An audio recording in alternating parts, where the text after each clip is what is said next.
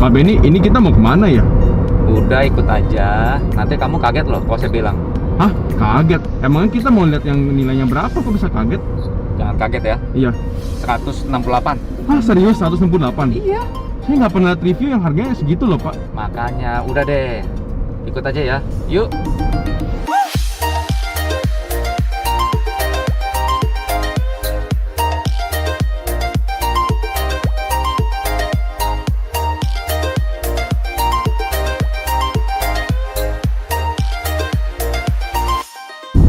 Pak Benny, kok ini nggak sampai-sampai ya? Emang tempat yang mau kita datengin yang properti 168 miliar ini sejauh itu ya? Ah, miliar? Iya, Saya kan? nggak ngomong miliar ya, juta. Hah? 168 juta? Ya, jadi Steve, kali ini kita akan bahas satu topik terkait dengan properti di segmen subsidi. Nah, untuk detailnya sampai di lokasi ya, nanti kita akan bahas lebih lanjut. Ikut aja. Oke, teman-teman Oli Familen, kali ini kita sudah tiba di lokasi ya, teman-teman ya. Dari tadi Steven tanya, kok jauh amat, jauh amat. Nah, kali ini kita akan bedah mengenai bisnis properti segmen subsidi. Ya, untuk itu saya ditemani oleh salah satu pengembang, yakni Pak Murdani Wijaya. Pak, silakan Pak. Halo. Halo Ben. Apa kabar? Ya Pak. Ya, Halo, jadi teman-teman. nanti kita akan dipandu oleh Pak Murdani ya, Siap. sebagai pengembang daripada properti segmen subsidi. Ya. Kita akan gali lebih detail dan lebih lanjut. Pak, sebelum kita Siap. berbincang-bincang nih Pak, pertanyaan saya satu nih Pak. Kenapa sih di Cibitung sih Pak? Saya kesini jauh loh Pak, 1,5 jam loh Pak. Nggak ada tempat lain Pak yang bisa Iya, kita bikin iya, proyek iya. Pak. Karena perumahan saya ini kan perumahan subsidi. Perumahan subsidi itu marketnya adalah masyarakat berpenghasilan rendah. Artinya umumnya itu buruh, kita istilahnya kenalnya dengan buruh. Jadi saya mencari lokasi-lokasi yang dekat dengan banyak pabrik. Itu kenapa alasannya di Cibitung. Karena di Cibitung ada beberapa kawasan industri yang besar-besar.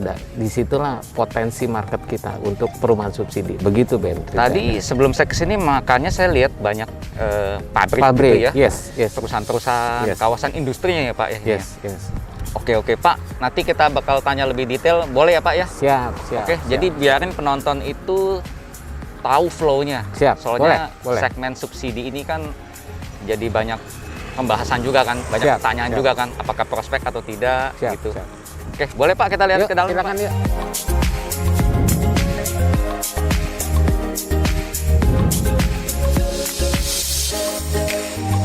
Pak Mur, Ya, udah berapa lama Pak di menggeluti industri properti segmen subsidi ini? saya sudah berjalan 8 tahun ya Ben. 8 tahun. 8 tahun. Memang dari awal segmen yang dipilih adalah subsidi Pak. Iya, kebetulan disubsidi. Oke. Total udah berapa proyek Pak yang dijalani? Ada 4 proyek termasuk ini ya. Oke. Nah, begini nih perumahannya seperti ini nih, Pak Ben. Oke. Pak, ini saya mau nanya lebih spesifik lagi. Yes, Sebelum pandemi COVID-19, properti itu kan sudah lesu. yes. Nah, dengan adanya COVID-19, Ya. yang tadinya lesu tambah lesu lagi. Yes. Bapak yakin Pak masih mau Yes. bergelut dalam bidang ini? Masih pede? Pertama karena ini bidang saya. Jadi saya harus the show must go on lah istilahnya. Kedua, penurunan itu ada Ben. Jadi waktu di 2020 pemerintah menargetkan subsidi untuk perumahan subsidi ini sebesar 10 triliun subsidinya. Terus kita kena kasus COVID pertama kan yang baru muncul bulan Maret. Iya. Nah, situ guncangannya cukup besar Iya. gitu ya. Tapi setelah melewati Maret itu kondisi masyarakat menyesuaikan diri, kondisi itu mulai membaik. Dan sehingga ternyata pada akhir 2020 ternyata anggaran pemerintah yang 10 triliun itu habis. Artinya apa? Artinya walaupun ada penurunan, tapi karena marketnya masih sangat besar, itu terserap habis, Ben. Oke, soalnya saya sebagai awam ya Pak ya Yes, di yes, bidang yes. properti Yes. segmen subsidi ini, yang pengembang papan atas aja ada yang pending loh Pak di tengah jalan loh Pak. Benar. Jadi serah terima Benar. ke konsumennya itu Benar. pending. Bapak Iya. bisa bayangkan dong. Tapi itu kan bukan non subsidi kan yang kamu bicarakan. Artinya bukan subsidi gitu. Itu perumahan komersil dia Iya. di mana dampaknya sangat besar terasa. Oke. Dan informasi tambahan kalau kita kan selalu mengacu ke data ya. Iya. Jadi pada tahun 2021 tahun ini bahkan pemerintah menaikkan kembali besaran subsidi suku bunga dari perumahan subsidi ini. Sekarang subsidinya menjadi 16 triliun, Ben. Oke. Dari 10 jadi 16 di 2022 itu sudah dianggarkan 23 triliun. Wow. Artinya kan Naik. tetap ada growth. Iya. Kalau tidak mungkin pemerintah pasti dia akan mengurangi. Oke, Nah, soalnya itu isi penjelasan kurang banyak lebihnya ya. masukan, banyak omongan juga ke saya. Yes. Ben, kalau bisnis di properti subsidi ini hati-hati, soalnya banyak kan masyarakat kita Ya. yang terancam PHK nih Pak. Siap. Jangan sampai ya ini Siap. akan ada masalah di Ya. kemudian hari Pak. Nah, itu kan saya khawatirnya kan yang bicara itu tidak bergerak di bidang ini juga. Jadi itu pandangan umum lah, Ben. Iya. Pandangan umum terhadap situasi COVID.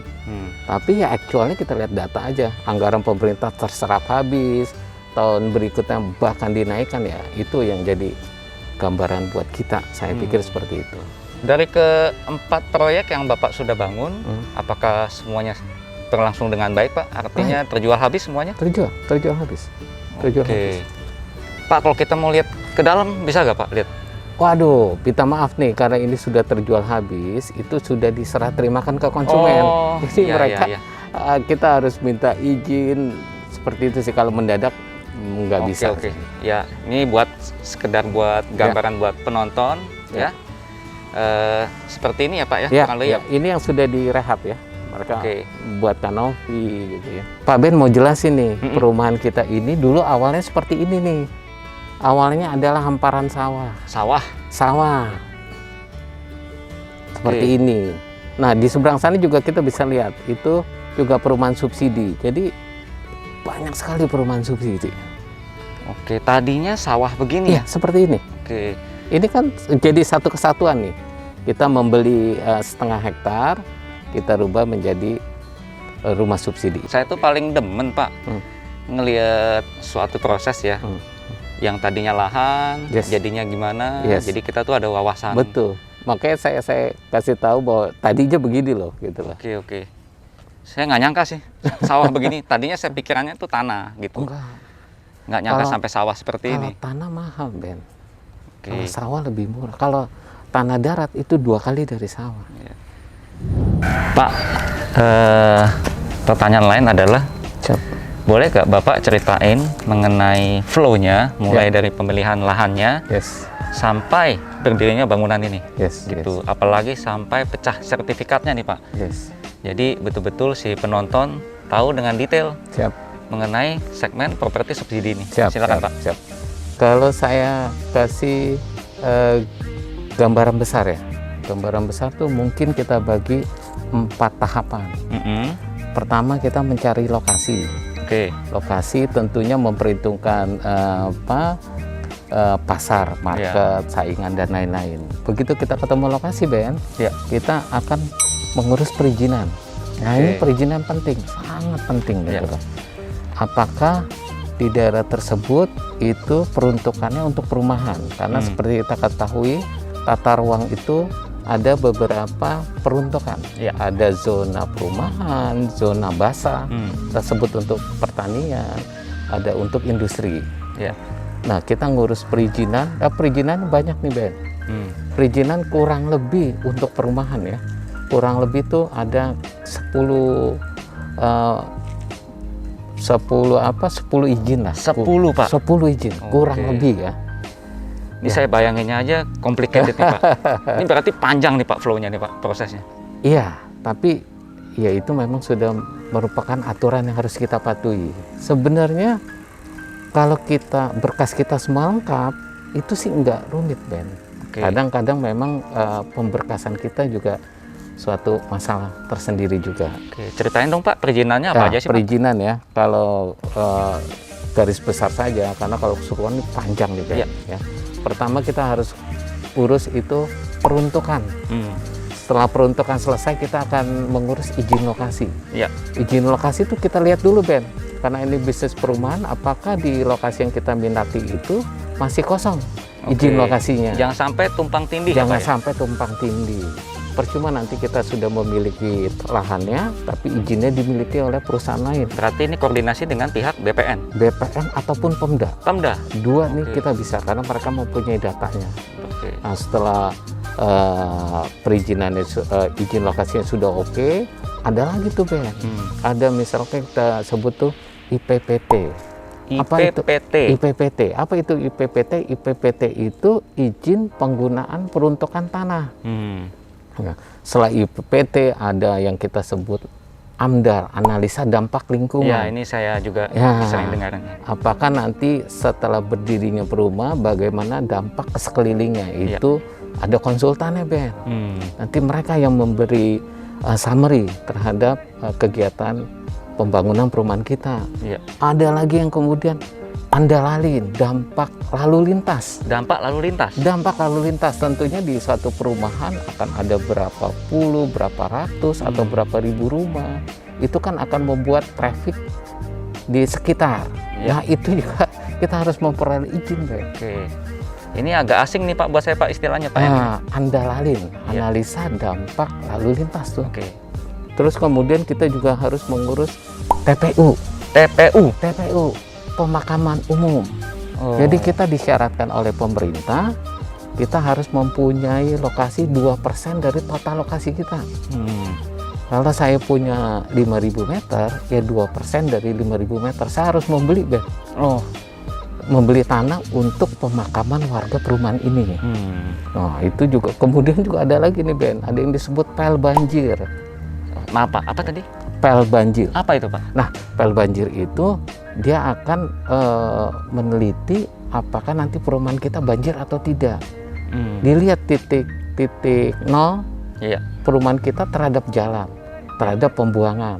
Nanti mereka merekomendasikan, Ben, apakah ini harus diuruk atau harus bagaimana. Itu juga kita harus dapat izin, Ben. Oke. Jadi banyak kurang lebih. Nah, Steve, ini wawasan banget sih Steve. Ya, kalau kita nggak ketemu Iya. Pak Pur, kita nggak tahu nih Benar, istilah-istilah kayak benar. begini. saya juga tahu tuh setelah menekuni sih. Karena kalau nggak ngerti juga. Oke. Masih ada lagi tuh, ada lagi nanti kita akan membuat master plan, kemudian kita akan membuat site plan. Nah, finalnya itu, Ben, Ya. itu adalah di site plan. Site plan itu gambar coupling-coupling yang sudah disetujui. Yang sudah disetujui. Yang sudah disetujui. Oke. Ini termasuk dalam pecah sertifikat nggak sih Pak Nah, di sini? ini menjadi dasar untuk pemecahan sertifikat. Oke. Untuk pecah kan harus tahu gambarnya gimana, pecahnya berapa bidang. Nah, itulah kegunaan dari site plan. Begitu, Ben. Oke. Setelah site plan terbit, disetujui oleh instansi terkait, baru kita melakukan pemecahan sertifikat dengan dasar gambar dari site plan. Saya pikir kurang lebih sih seperti itu. Oke. Kalau oke. perizinan sudah beres, ya mulailah kita pembangunan. Pak, Itu nanti aja sih, Ben. misalkan pemirsa YouTube Oliva Milen ada yang mau tanya lebih detail, boleh dong lewat kolom Siap. komen ya, Komen Steve ya. Kalau ada Jadi, pertanyaan, Iya.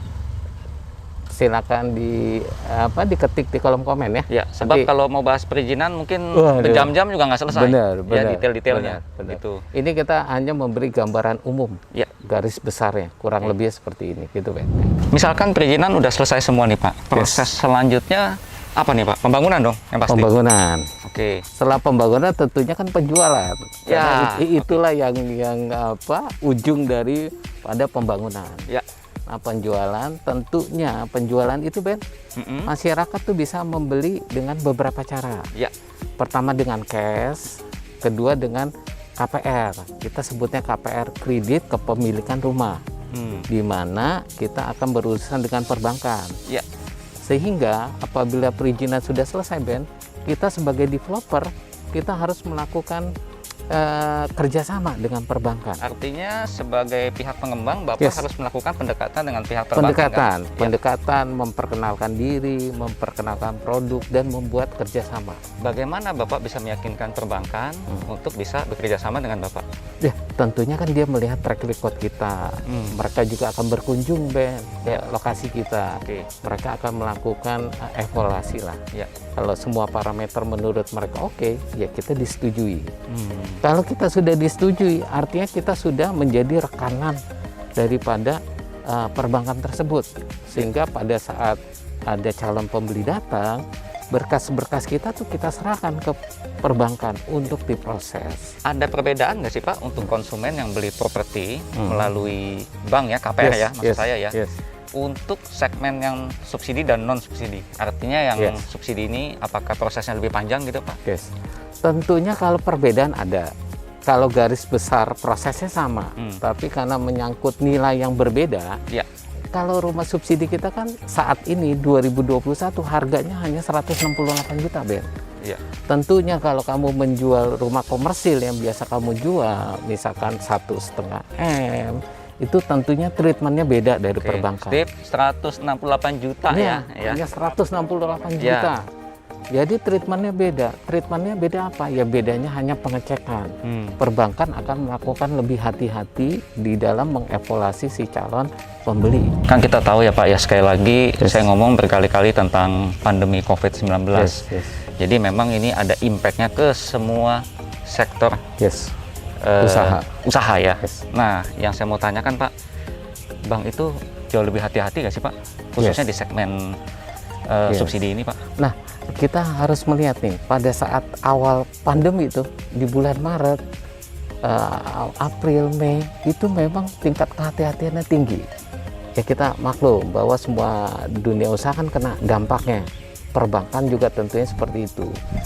Mereka tetap merilis, Ben, tetap memproses pengajuan kita, tapi mereka lebih berhati-hati pada waktu itu. Tapi dengan jalan beriringnya waktu, kondisi juga COVID mulai mereda, ya sekarang mungkin saya sebutnya itu sedang menuju normal lah istilahnya. Seperti itu aja sih. Pak, boleh dijelasin nggak sih Pak, luas bangunannya, luas tanahnya? Kalau luas untuk rumah subsidi, luas tanahnya itu 60, Ben. 60, 6 kali 10, lebar 6, panjang 10. Luas bangunan bervariasi. Umumnya 30 meter, 36, kurang lebih ada di sekitar gitu. Ada beberapa pengembang membangun tipe 30, ada beberapa pengembang membangun tipe 36. Yang dibatasi itu tanahnya 60 meter persegi. Ke depan Pak Mur akan ada proyek di mana lagi Pak? Ya mungkin sekitar sini sih Ben. Karena kan kalau rumah subsidi pun kita harus melihat strategis dari lokasi tanah tersebut. Kita lihat waktu di sini ini lokasi sangat-sangat strategis, Ben. Kita lihat tadi kita dari kawasan industri gitu loh. Ya seperti itu sih. Jadi Pak Mur tetap pede ya bahwa memang ini adalah bidang usaha yang profitable lah buat Pak Mur. Kita lihat dari anggaran pemerintah kan setiap tahun selalu dinaikkan. Ya saya acuannya itu, Ben. Pak, terakhir nih Pak, sebelum kita udahan nih. Ada pesan nggak Pak atau tips lah untuk teman-teman yang mereka itu pengen bergelut di bidang properti ini, khususnya untuk segmen subsidi Pak?